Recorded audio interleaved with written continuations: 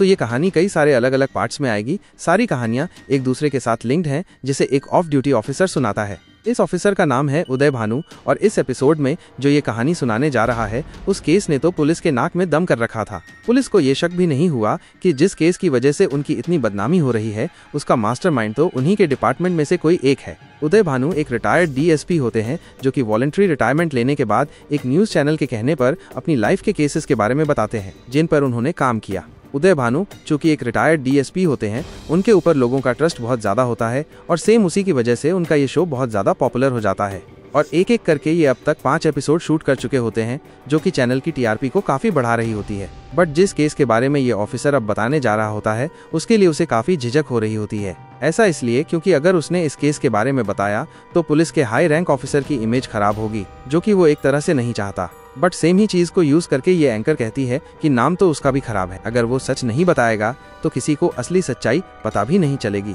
ये शो एकमात्र ऐसा रास्ता है जिसके जरिए वो अपनी इमेज को साफ कर सकता है, जिसे सुनकर ये ऑफिसर मान जाता है। बट साथ ही ये एक शर्त रखता है कि टेलीकास्ट होने से पहले उसे ये शो दिखाना होगा ताकि वो अननेसेसरी पार्ट्स को कट करवा सके और कब वो शो टेलीकास्ट होगा ये बात वो खुद तय करेगा। नाउ रियल कहानी यहीं से शुरू होती है। थाने में एक नया एसआई आता है। इसका नाम होता है कार्तिक, एक बेहद ही ईमानदार बट खड़ूस ऑफिसर। इसकी ईमानदारी इसी पर भारी पड़ती है। पुलिस में ज्वाइन हुए इसे सिर्फ 2 साल हुए होते हैं और अब तक इसकी 4 बार अलग अलग जगह पर ट्रांसफर करी जा चुकी होती है और ये इसका 5वां ट्रांसफर होता है, जहां का सर्कल इंस्पेक्टर भी ठीक इसी की तरह होता है, एकदम खड़ूस बट ईमानदार। दोनों एक दूसरे की परछाई होते हैं पर दोनों ही एक दूसरे को पसंद नहीं करते। सर्कल इंस्पेक्टर का नाम होता है जयशंकर, जो कि ना तो रिश्वत लेता है और ना ही किसी को लेने देता है, जिससे थाने के कुछ ऑफिसर्स उसे अपना रोल मॉडल मानते हैं तो वहीं कुछ उससे नफरत करते हैं और जो लोग उससे नफरत करते हैं वो एक तरह से कोशिश करते हैं कि वो कार्तिक को भी उसके अगेंस्ट करें। जैसे कि ये कांस्टेबल, इसकी दुश्मनी सर्कल इंस्पेक्टर से तब शुरू होती है जब ये एक मॉडल को हराश कर रहा था और वो मॉडल इसी के थाने में जाकर ऑफिसर जयशंकर को सब कुछ बता देती है, जो कि रंगे हाथों इसे पकड़ने के लिए वहाँ पर जाल बिछाते हैं और ये सब करने के लिए उसे 6 महीने के लिए सस्पेंड कर देते हैं। तब से लेकर अब तक ये कांस्टेबल जयशंकर को अपना दुश्मन मानता है और उसके खिलाफ अफवाहें क्रिएट करता है, लाइक उसकी किसी के साथ चक्कर है और वो रिश्वत लेता है, इस तरह की बातें। और ये सब 2 साल पहले से शुरू होती है जब जयशंकर एसआई के पोस्ट पे होते हैं, जिसके कुछ टाइम बाद जयशंकर की वाइफ पे कोई जानलेवा हमला करता है और इन सब की वजह से उसकी वाइफ टेम्पररी पैरालाइज हो जाती है, जो कि बाद में धीरे धीरे ठीक होती है। नाउ जिसने अटैक करा होता है उसका नाम होता है जोशी, जो कि एक सुपारी किलर होता है और ये अरेस्ट होने के बाद कहता है कि उसने गलत इंसान पर हमला कर दिया था। Now coming back to present, Kartik को स्टेशन में आए हुए 3 महीने हो जाते हैं। एक दिन एक कांस्टेबल कार्तिक को बताता है कि सेल में एक मनोदास नाम का आदमी है जो कि खुद को उसके जान पहचान का आदमी बता रहा है। कार्तिक जब उसे देखने के लिए जाता है तो मनोदास उसी के गांव का एक आदमी निकलता है जो कि उसी के साथ स्कूल में पढ़ा करता था। नाउ मनोदास कार्तिक को सारी स्टोरी बताता है कि उसकी केबल डिस्ट्रीब्यूशन का धंधा है, 13 सालों से वो ये धंधा कर रहा है। फिर एक दिन विनायक नाम का आदमी कहीं से उसके इलाके में आता है और सेम वो भी केबल डिस्ट्रीब्यूशन का धंधा खोल के बैठ जाता है। उसका धंधा ठीक से चलता नहीं, इसलिए वो अपना धंधा चलाने के लिए उसकी केबल की तारों को काटने लगता है और जब मनुदास इसकी शिकायत विनायक से करता है तो विनायक उसकी एक नहीं सुनता और सारी बातों को नाय कर देता है। मनु जब उससे बहस करने लगता है तो विनायक मनु के साथ मारपीट करता है और वो उस पर हमला करने के लिए एक पत्थर उठाता है, जिससे मन अपने आप को बचाने के लिए उसे खुद से दूर ढकेल होता है, जिससे वो पर्सन टूटे हुए कांच पर जाकर गिर जाता है और मनु पर अटेम्प्ट टू मर्डर का चार्ज लगा देता है। नाउ मनु की शादी अगले हफ्ते होने वाली होती है। ये एक लव मैरिज होता है जिससे लड़की वाले नाराज होते हैं और अगर वो जेल गया तो जो थोड़ी बहुत उम्मीद बची है उनके शादी में आने का वो भी पूरी तरह से खत्म हो जाएगी। इसलिए मनु कार्तिक से रिक्वेस्ट करता है कि वो उसे अभी के लिए छोड़ दे, शादी के बाद वो खुद सरेंडर कर देगा। कार्तिक उसे अच्छे से जानता होता है इसलिए वो उसे छोड़ देता है, पर जयशंकर को ये बात पसंद नहीं आती। उसे लगता है कि कार्तिक अपनी मनमर्जी कर रहा है और इसलिए वो उसे सबके सामने डांटने लगता है। बदले में कार्तिक भी उस पर गुस्सा करता है कि एक एसआई रैंक का ऑफिसर अगर किसी को अरेस्ट नहीं कर सकता, किसी को छोड़ नहीं सकता, तो उसके स्टेशन में होने का मतलब क्या? सारे डिसीजंस अगर वो खुद लेगा तो बाकी सारे ऑफिसर्स क्या वहाँ पर झक मारने के लिए बैठे हैं? दोनों के बीच में बहुत ही तीखी बहस होती है, जिससे गुस्सा हो जयशंकर मनु को उसके घर से उठा लेता है, जिससे मनु की शादी टूट जाती है और इन सब की वजह से कार्तिक और जयशंकर के बीच में मतभेद और भी बढ़ जाते हैं। नाउ 3-4 महीने के बाद एक रीजनल फेस्टिवल आता है। ये फेस्टिवल दिनों तक चलता है और इसलिए कुछ ऑफिसर्स के साथ कार्तिक को मेले में तैनात कर दिया जाता है। मेले का डिस्टेंस इंस्पेक्टर जयशंकर के घर से ज्यादा दूर नहीं होता, इसलिए डीएसपी उदय भानु मेले के आखिरी दिन जयशंकर के घर जाता है। यहाँ पर वो सिचुएशन को समझकर कार्तिक को फोन करता है और उसे भी वो जयशंकर के घर पर बुलाता है। उदय भानु ऐसा इसलिए करता है ताकि उन दोनों के बीच में दोस्ती हो जाए। पर जब कार्तिक वहां पर जाता है तो जयशंकर कुछ ऐसा कह देता है जिससे कार्तिक को अपमान महसूस होता है, जैसे कि उसे वहां पर सिर्फ बेइज्जती करने के लिए बुलाया गया हो। इसलिए वो उसी वक्त गुस्से में वहां से चला जाता है। नाउ अगले दिन जयशंकर के घर में एक प्लम्बर आता है। जयशंकर उसे थोड़ा सा डांटता है कि उसने कल क्यों सारा काम खत्म नहीं किया, जिसके लिए ये प्लम्बर कहता है कि कल मेले का आखिरी दिन था और इसलिए वो मेले में चला गया था और जाने से पहले उसने उसकी वाइफ को इन सब के बारे में इन्फॉर्मेशन कर दी थी। उसे काम खत्म करके चाबी वहीं पर रखने के लिए कहता है जहाँ पर उसने उसे रखने के लिए कहा था, और फिर वो काम पर जाने के लिए यानी ऑफिस जाने के लिए रेडी होने लगता है। नाउ इतने में ही इस प्लम्बर को सुनाई देती है किसी चीज के गिरने की आवाज। यह छत पर आवाज लगाते हुए जाता है तो देखता है कि बोरे में एक लड़की की लाश पड़ी है और लाश देखते ही ये प्लम्बर थोड़ा सा डर जाता है। वो डर तब और जाता है जब जयशंकर उसे रोकने के लिए उसका हाथ पकड़ता है। इसलिए वो प्लम्बर शोर मचाकर सबको वहां पर बुला लेता है, जिनमें से प्रशांत नाम का ये पर्सन जयशंकर को बताता है कि वो कल आए थे। प्रशांत यहाँ पर जयशंकर का नेबर होता है और उसने उस लड़की को जयशंकर के साथ बात करते हुए कल देखा था। नाउ सिंस कि ये इंसिडेंट ठीक उसी रात हुई होती है जिस रात उदय भानु जयशंकर के घर में बैठकर पी रहा था। वो कार्तिक से कहता है कि एसपी सर के सामने कुछ भी मत बताना, बट कार्तिक कहता है कि नहीं, अगर उससे पूछा गया तो वो जरूर बताएगा। नाउ एक एक करके सारे बड़े ऑफिसर्स आते हैं। जयशंकर को जेल ना ले जाकर उसे उसके घर में ही पूछताछ करी जाती है। जयशंकर बताता है कि वो लड़की जोशी नाम की उस सुपारी की लड़की वाइफ है जिसने उसके वाइफ पर अटैक किया था। वो उससे मिलने इसलिए आई थी ताकि वो उसे कुछ पैसे देकर अपने पति को छुड़ा सके, जिसको उसने लेने से मना कर दिया और उसे वहां से वापस भेज दिया। नाउ जयशंकर के हिसाब से जोशी की वाइफ राम्या उसे शाम को 4:30 से 5 बजे मिलने आई होगी और उसके कुछ देर बाद ही वो वहां से चली गई। पर प्रशांत के हिसाब से उसने राम्या को 6:30 बजे के आसपास देखा था, जो कि वहां पर एक ऑटो में आई थी और साथ ही उसके साथ एक छोटी सी बच्ची भी थी। नाउ दोनों की ही स्टेटमेंट अलग अलग होती है। जयशंकर के हिसाब से वो 4:30 बजे आई थी और अकेली थी, जबकि प्रशांत ने उसे 6:30 बजे के टाइम पर देखा था और वो भी एक बच्ची के साथ। जयशंकर इसके लिए कहता है कि तब तक वो घर पर नहीं था, वो 8:30 बजे घर वापस आया था और इस वक्त तक वो अपने दोस्त से मिलने के लिए गया था, जहां से उसने शराब की 2 बॉटल्स ली थी। नाउ जयशंकर की वाइफ से ही पूछताछ करी जाती है कि क्या जयशंकर सच में रात के 8:30 बजे घर वापस आया था, जिसके लिए ये कहती है कि आए तो थे पर टाइम 9 या 10 बजे का होगा। बट उदय भानु खुद वहाँ पर मौजूद था, इसलिए उसे ये बात पता होती है कि जयशंकर की वाइफ उस रात घर पर नहीं थी, जिसके लिए ये कहती है कि वो घर पर नहीं बल्कि दूसरी जगह पे आया था और तब वो परेशान भी थे। नौ परेशान वो यहाँ पर 2 रीजन की वजह से हो सकते हैं। पहला वो शराब वाला इंसिडेंट जब उसने उल्टा सीधा कार्तिक को सुना दिया था इसके लिए, और दूसरा रीजन ये हो सकता है कि उसने सच में राम्या का मर्डर किया होगा। बट यहाँ पर क्वेश्चन ये आता है कि अगर उसने सच में राम्या को मारा होगा तो वो उसकी लाश को अपने ही घर पे क्यों रखेगा? क्या वो उस लाश को रात को ही ठिकाने लगाने की कोशिश नहीं करेगा? एक पुलिस इंस्पेक्टर होने के नाते तो उसे कोई भी सबूत छोड़ना ही नहीं चाहिए, डोंट यू थिंक? वेल, अभी के लिए तो जयशंकर को हाउस अरेस्ट किया जाता है। इस बीच इन्वेस्टिगेशन भी चलती है जिसमें राम्या के फिंगरप्रिंट्स और ब्लड सैंपल्स घर के अंदर नहीं पाए जाते हैं। मींस कि अगर राम्या को घर में ही मारा गया होता तो उसके डीएनए सैंपल्स कहीं से तो मिलते, और अगर उसे घर में नहीं मारा गया तो उसे पक्का घर के बाहर मारा गया होगा, जिसके बाद राम्या की बॉडी को छत पर रख दिया गया होगा ताकि जयशंकर को फंसाया जा सके।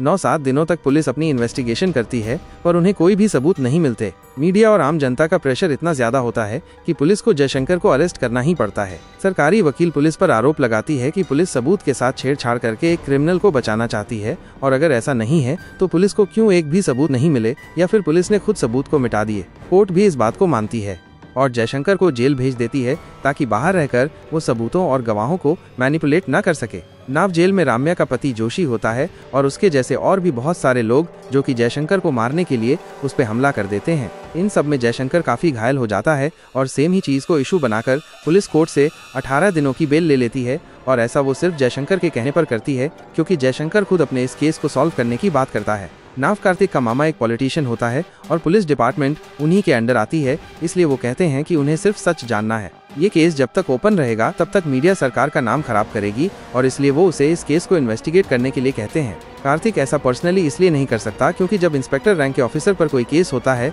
तो उसे हाई रैंक का ऑफिसर ही इन्वेस्टिगेट कर सकता है, जो कि कार्तिक नहीं होता। बट सिंस कि उसकी मामा पॉलिटिशियन होते हैं और होम मिनिस्ट्री उन्हीं के अंडर आती है, वो उन बड़े ऑफिसर्स को संभाल लेंगे, और ऐसा उसकी मामा सिर्फ इसलिए करते हैं ताकि असली गुनहगार पकड़ा जाए, फिर चाहे वो एक पुलिस ऑफिसर ही क्यों ना हो। Now as I said, Kartik एक बहुत ही ईमानदार ऑफिसर होता है, इसलिए वो इस केस की इन्वेस्टिगेशन भी ईमानदारी से करता है, जो कि सबको पसंद नहीं आती। उसके थाने में ही ऐसे बहुत सारे लोग होते हैं जो कि कार्तिक की चुगली डीएसपी और एसपी से करने लगते हैं। नाउ कार्तिक अपनी इन्वेस्टिगेशन ईमानदारी से करता है और वो राम्या के बारे में पूछते हुए उसके घर जाता है और फिर वहाँ से जेल।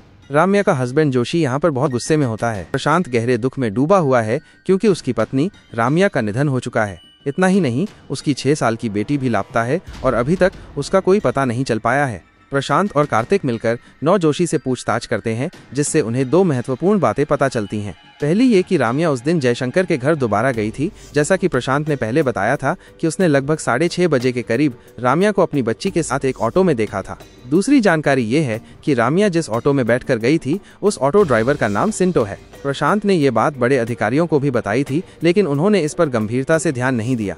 चालाकी दिखाते हुए कार्तिक ये भी जानने की कोशिश करता है कि जयशंकर की पत्नी को मारने के लिए उसे किसने सुपारी दी थी। जोशी लगभग उस व्यक्ति का नाम बताने ही वाला होता है, लेकिन वो रुक जाता है। ये जोशी बाद में इस केस से जुड़ जाएगा। कुछ दिनों बाद कोई व्यक्ति जयशंकर के घर में घुसता है और वहाँ रखी एक बाइक में आग लगा देता है। ऐसा करने का कारण चाहे जो भी हो, वह व्यक्ति आग लगाकर वहाँ एक कार जारो छोड़ जाता है। बाइक में आग लगने के बाद वहाँ एक कार जारो मिलता है, जिसके पीछे एक ड्राइंग बनी होती है। ये ड्राइंग इस बात का संकेत देती है कि राम्या की बेटी अभी भी जीवित है, लेकिन उसे मारने का खतरा बना हुआ है। इसके बाद पुलिस को एक शादी का कार्ड मिलता है। ये शादी मनु दास की है, वही व्यक्ति जिसे जयशंकर ने पहले भी गिरफ्तार किया था। इस कार्ड के आधार पर पुलिस मनु दास को फिर से गिरफ्तार कर लेती है और उसके साथ मारपीट करती है। सही समय पर कार्तिक पहुंचकर उसे बचाता है। कार्तिक को लगता है कि कोई मनु दास को फंसा रहा है, इसलिए वो मनु से पूछता है कि क्या उसे किसी पर शक है। मनु विनायक का नाम लेता है, वही व्यक्ति जो उसके केबल के व्यवसाय के पीछे पड़ा था। पुलिस विनायक का पता ढूंढते हुए एक पीजी पेइंग गेस्ट हाउस में जाती है। वहाँ उन्हें पता चलता है कि विनायक 7 दिनों से नहीं आया है। हालांकि उन्हें एक महत्वपूर्ण जानकारी मिलती है कि विनायक के पास कई ऑटो हैं, जिनका इस्तेमाल राम्या को लाने ले जाने में किया गया हो सकता है। विनायक का स्थायी पता पटड़ी नामक एक जगह है। कांस्टेबल हैरिस पटड़ी में बेनी नाम के एक अधिकारी को जानता है और वह उसी के माध्यम से विनायक के बारे में सारी जानकारी निकलवाता है। बेनी देर रात उन्हें सूचित करता है कि विनायक एक अस्पताल में भर्ती है। बेनी इस समय एक अलग मामले में उलझा हुआ है, इसलिए वो उनके साथ नहीं आ सकता, लेकिन वो अपनी जगह पर एक कांस्टेबल को भेजता है जो कार्तिक और हैरिस को विनायक तक ले जाता है। अस्पताल में विनायक की हालत बहुत खराब है और वो खुद मनु पर मारपीट का आरोप लगाता है। कार्तिक को अब ये लगने लगा है कि विनायक ने मनु के बारे में जो कुछ भी कहा है वो सच हो सकता है। मनु का इस तरह अचानक गायब हो जाना इस आशंका को और भी बल देता है।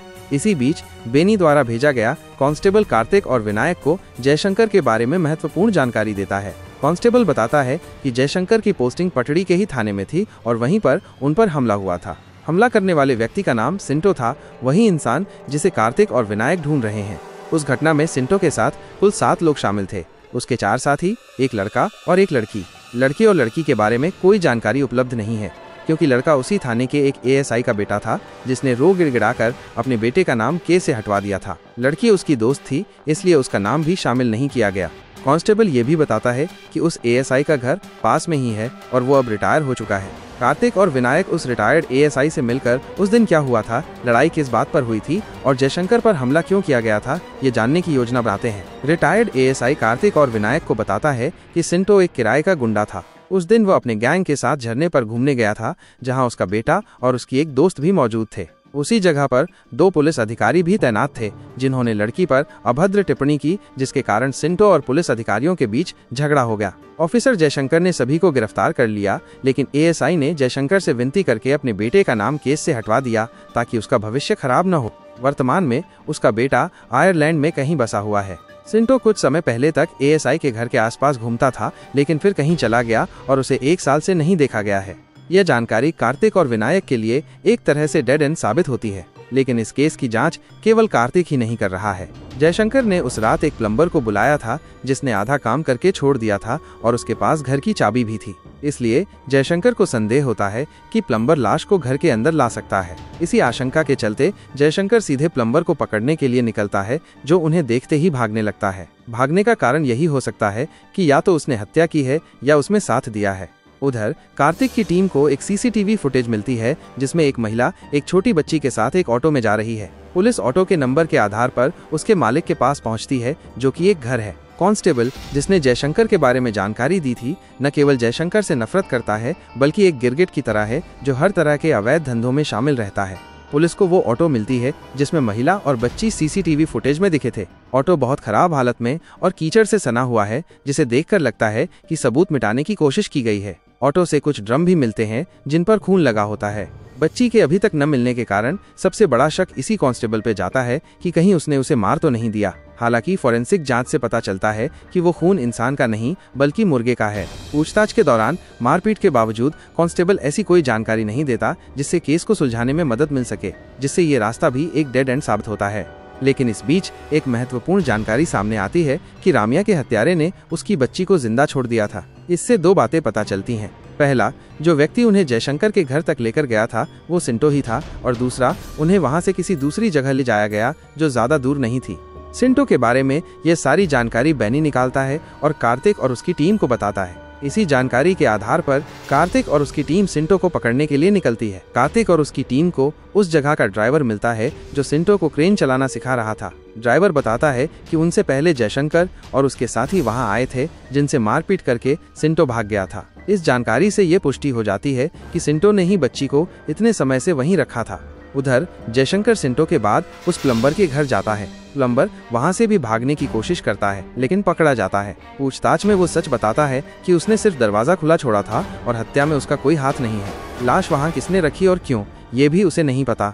अब मुख्य संदिग्ध सिंटो ही बचता है। कार्तिक अपने बड़े अधिकारियों को रिपोर्ट करता है कि सिंटो ने ही लाश को वहां रखा होगा और ऐसा करने के लिए उसने क्रेन का इस्तेमाल किया होगा जिसे वो चलाना जानता है। लेकिन बड़े अधिकारियों को ये कहानी बनावटी लगती है और वे कार्तिक की छवि खराब करने की कोशिश करते हैं। वे उसे सिंटो को पकड़ने और गिरफ्तार करने के लिए सिर्फ एक दिन 24 घंटे का समय देते हैं, नहीं तो उसे इस केस से हटा दिया जाएगा। इसी बीच जयशंकर को एक अज्ञात नंबर से फोन आता है। फोन करने वाला कहता है कि सिंटो कार्तिक के घर में है, जिसे कार्तिक कल कोर्ट में पेश करेगा। वो जयशंकर को कार्तिक के खिलाफ भड़काने की भी कोशिश करता है, जैसे कि कार्तिक उसका दुश्मन हो। उधर बेनी कार्तिक को एक वॉइस मेल भेजता है जिसमें वह उसे किसी महत्वपूर्ण बात के बारे में बताता है, लेकिन उसी वक्त कार्तिक की मां का फोन आ जाता है, जिससे कार्तिक उस ऑडियो को पूरी तरह से सुन नहीं पाता। इसी बीच घर की लाइट चली जाती है, इसलिए कार्तिक घर से बाहर निकलकर बिजली के तारों को चेक करने जाता है। जब कार्तिक घर के बाहर बिजली के तारों को देखने जाता है तो वो हैरान हो जाता है। उसके घर के बाहर वही ऑटो खड़ी होती है जिसमें रामिया और उसकी बेटी को ले जाया गया था। लेकिन इससे भी चौंकाने वाली बात यह होती है कि उसके घर के बाहर सिंटो की लाश पड़ी होती है। यह स्पष्ट रूप से कार्तिक को फंसाने की साजिश लगती है। कार्तिक जब वहां जयशंकर को देखता है तो उसे लगता है कि जयशंकर ही उसे फंसाने की कोशिश कर रहा है, इसलिए वो तुरंत पुलिस को फोन करने की कोशिश करता है। लेकिन जयशंकर उसे रोकता है और समझाने की कोशिश करता है कि जिस तरह उसे फंसाया जा रहा है उसी तरह उसे भी कोई फंसा रहा है, कोई उन दोनों को रास्ते से हटाना चाहता है। जयशंकर की ये बात तब सच साबित होती हुई दिखती है जब वही अज्ञात नंबर वाला व्यक्ति पुलिस को फोन करके सिंटो के बारे में बताता है और ये दावा करता है कि कार्तिक ने जयशंकर को बचाने के लिए सिंटो को मार दिया और उसकी लाश को ठिकाने लगाने की कोशिश कर रहा है। इस सूचना के मिलते ही पूरा पुलिस डिपार्टमेंट कार्तिक के घर की ओर रवाना हो जाता है। इस बीच जयशंकर कार्तिक को ये समझाने में कामयाब हो जाता है कि जिस तरह उसने सिंटो को नहीं मारा, ठीक उसी तरह उसने रामिया की हत्या भी नहीं की। वो कार्तिक से कहता है कि अगर उसे सच्चाई का पता लगाना है तो उसे उसके साथ चलना होगा, वरना पुलिस उन दोनों को गिरफ्तार करके जेल में डाल देगी और असली कातिल हमेशा के लिए बाहर घूमता रहेगा। अब कार्तिक और जयशंकर दोनों मिलकर इस केस को सुलझाने का फैसला करते हैं। पुलिस उनके पीछे पड़ी होती है, इसलिए वे अपनी गाड़ी और मोबाइल को पीछे छोड़ देते हैं। लेकिन मोबाइल छोड़ने से पहले कार्तिक बेनी का भेजा हुआ वो वॉइस मेल जरूर सुनता है, जिसमें बेनी खुद के पास एक बहुत ही महत्वपूर्ण सबूत होने की बात कर रहा होता है। बेनी के पास महत्वपूर्ण सबूत होने की जानकारी मिलने के बाद कार्तिक और जयशंकर को लगता है कि वे इस केस को आसानी से सुलझा लेंगे। लेकिन अब बेनी का फोन नहीं लग रहा है, इसलिए वे सीधे उसके घर जाते हैं। वहां उन्हें पता चलता है कि बेनी पासपोर्ट ऑफिस गया था। पासपोर्ट ऑफिस से जानकारी मिलती है कि बेनी 6 लोगों के बारे में पूछताछ करने आया था, जिनमें से एक सिंटो था और दूसरा वो एएसआई का बेटा अरुण था, जिसके बारे में शुरुआत में बताया गया था कि वो आयरलैंड में है। सिंटो की आखिरी लोकेशन भी उसी एएसआई का घर थी। जब कार्तिक और जयशंकर उस एएसआई के घर पहुंचते हैं तो उन्हें पता चलता है कि उसके बेटे अरुण की मौत हो गई है। इस कारण पुलिस उससे ज्यादा पूछताछ नहीं करती। अब कार्तिक और जयशंकर को बेनी को भी ढूंढना है और पुलिस से भी छिपना है, इसलिए वे एक पीजी में रुकते हैं। पुलिस ढूंढते ढूंढते वहां भी पहुंच जाती है, लेकिन पीजी का मालिक अपनी चतुराई से उन दोनों को बचा लेता है। पुलिस के जाने के बाद कांस्टेबल हैरिस कार्तिक को फोन करता है और उसे वही बात बताता है जो बेनी उन्हें बताना चाहता था। वो बात यह है कि एएसआई का बेटा अरुण आयरलैंड तो छोड़ो, देश से भी बाहर नहीं गया और आयरलैंड में किसी अरुण शिवदसन नाम के व्यक्ति की मौत भी नहीं हुई है। इसका मतलब है कि हर चीज के पीछे या तो अरुण है या फिर उसका पिता। इसी सच्चाई का पता लगाने के लिए कार्तिक और जयशंकर रात को ही उस एएसआई के घर निकल जाते हैं। वहां पहुंचने पर अरुण का पिता अभी भी यह नाटक कर रहा होता है कि उसका बेटा मर गया है। जब कार्तिक और जयशंकर उस रिटायर्ड एएसआई को मारपीट कर सच बताने पर मजबूर करते हैं तो पता चलता है कि अरुण की वास्तव में मौत हो चुकी है, लेकिन अभी नहीं बल्कि 2 साल पहले जब जयशंकर ने उसे मारपीट के आरोप में गिरफ्तार किया था। कहानी पीछे जाती है जहां पता चलता है कि अरुण का पिता जयशंकर से विनती करता है कि वो उसके बेटे को छोड़ दे और वो सुधर जाएगा, लेकिन जयशंकर उसे कहता है कि उसके अत्यधिक प्यार ने उसके बेटे को बिगाड़ दिया है और अगर वो उसे अभी नहीं रोकेगा तो वो भविष्य में एक बड़ा अपराधी बन जाएगा। इसलिए जयशंकर के कहने पर अरुण का पिता उसे थाने में ही मार देता है। यह सब अरुण की गर्लफ्रेंड देख लेती है, जिससे अरुण को बहुत शर्म महसूस होती है और इन सबके लिए वो अपने पिता को जिम्मेदार मानता है, जिसके बाद वो आत्महत्या कर लेता है। अपने बेटे की मौत का बदला लेने के लिए ही अरुण का पिता यह पूरी योजना बनाता है। सबसे पहले वो जयशंकर की पत्नी की हत्या करने की कोशिश करता है, जिसके लिए वो जोशी नाम के एक सुपारी किलर को हायर करता है। जब जोशी उसे ब्लैकमेल करने लगता है तो वो उसकी पत्नी राम्या की हत्या करवा देता है, क्योंकि जोशी ने सारी सच्चाई अपनी पत्नी राम्या को बता दी थी। इसी जानकारी के आधार पर राम्या अपने पति को छुड़ाने की कोशिश कर रही थी और उसी दिन वो जयशंकर से मिलने के लिए जा रही थी ताकि उसे सच्चाई बता सके। लेकिन जब ये बात अरुण के पिता को पता चलती है तो वे राम्या की हत्या कर देते हैं। फिर सिंटो क्रेन के जरिए उसकी लाश को जयशंकर के घर की छत पर रख देता है। जब सिंटो उन्हें पैसों के लिए ब्लैकमेल करने लगता है तो अरुण का पिता उसका भी कत्ल करवा देता है और उसकी लाश को मोहरे की तरह इस्तेमाल करके कभी जयशंकर को फंसाता है तो कभी कार्तिक को। अब अरुण के पिता के हाथ में एक बंदूक होती है, जिससे वह खुद को गोली मारने की धमकी देता है ताकि उसके कत्ल के आरोप में वे दोनों और भी फंस जाएं, जिससे उन दोनों के बीच हाथापाई होती है। वहीं जब कार्तिक बेनी को छुड़ाने के लिए जाता है तो उस पर भी एक व्यक्ति हमला कर देता है। कार्तिक उस व्यक्ति को रोकने में सफल हो जाता है और सारे सबूतों के साथ वे दोनों अपनी बेगुनाही साबित करने में कामयाब हो जाते हैं। अब कहानी वर्तमान में आती है जब ये केस टेलीकास्ट होता है। हम स्क्रीन पर उदय भानु की लाश देखते हैं। केस के आखिर में उदय भानु ने कहा था कि अगली वीडियो में वो और भी गहरे राज खोलेगा, जिससे पुलिस के कई रहस्य सबके सामने आ जाएंगे। लेकिन यहाँ तो उसकी लाश दिखाई जा रही है। यह स्पष्ट है कि किसी ने उसे गोली मारी है, क्योंकि अगर यह आत्महत्या होती तो गोली का निशान उसके दाहिने तरफ होता, न कि बाईं तरफ, क्योंकि उदय भानु दाहिने हाथ का था। जब उसकी मौत की जांच शुरू होती है तो ऑफिसर जयशंकर के साथ कार्तिक भी आता है, जिसे प्रमोशन के बाद इंस्पेक्टर बना दिया गया है। सीन कट होते होते हम एक संदिग्ध चेहरे को भी देखते हैं जो आगे के केस में एक महत्वपूर्ण भूमिका निभा सकता है। तो आपको वीडियो कैसा लगा? अगर पसंद आया हो तो लाइक, शेयर और सब्सक्राइब जरूर करें।